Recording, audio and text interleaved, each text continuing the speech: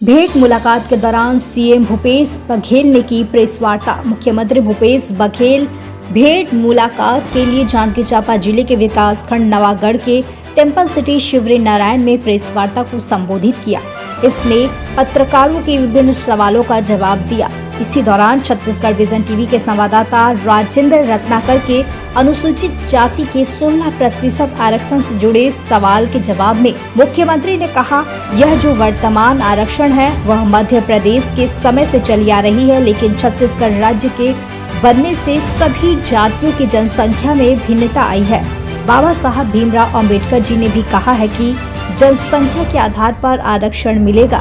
इसीलिए हमारी सरकार क्वार्टेबल डाटा इकट्ठा कर रही है, जिसके बाद उचित निर्णय लिया जाएगा। 14% आरक्षण 16% आरक्षण अनुसूचित जाति को मिला कोर्ट के निर्देश पर।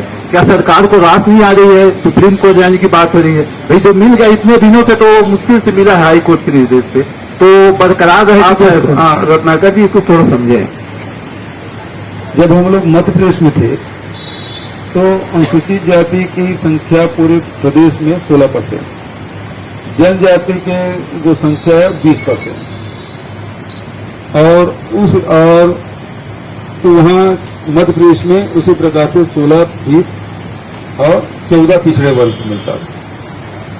छत्तीसगढ़ बना तो ये अनुपात में परिवर्तन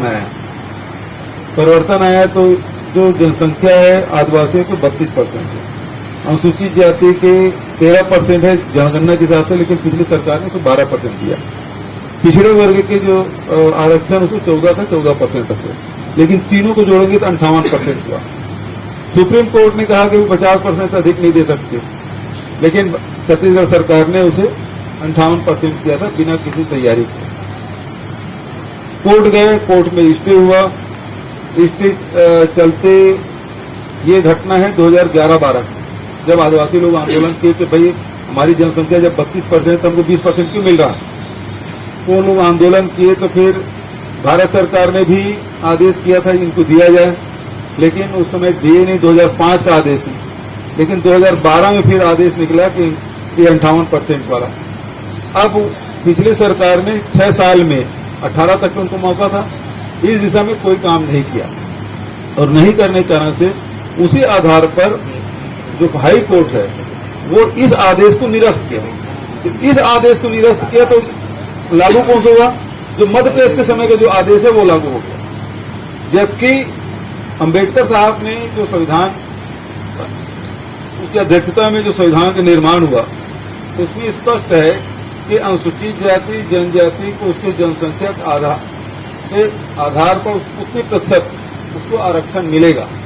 आज के जनसंख्या के हिसाब से उसको सर्वे करा के उसमें संशोधन किया जाए तो बेहतर है। सुनो तो भाई, अब इस मामले में जो 2011 का सेंसस है उसमें 13% है, और उस आधार पर हमने पिछले समय अनुसूचित जाति को 13%, अनुसूचित जनजाति को 32%, पिछड़े वर्ग को 27% की मंडल आयोग की सिफारिश है, और भारत सरकार ने ईडब्ल्यूएस को जो उच्च वर्ग के, सामान्य वर्ग के जो गरीब तबके के लोग हैं उसको 10% देने।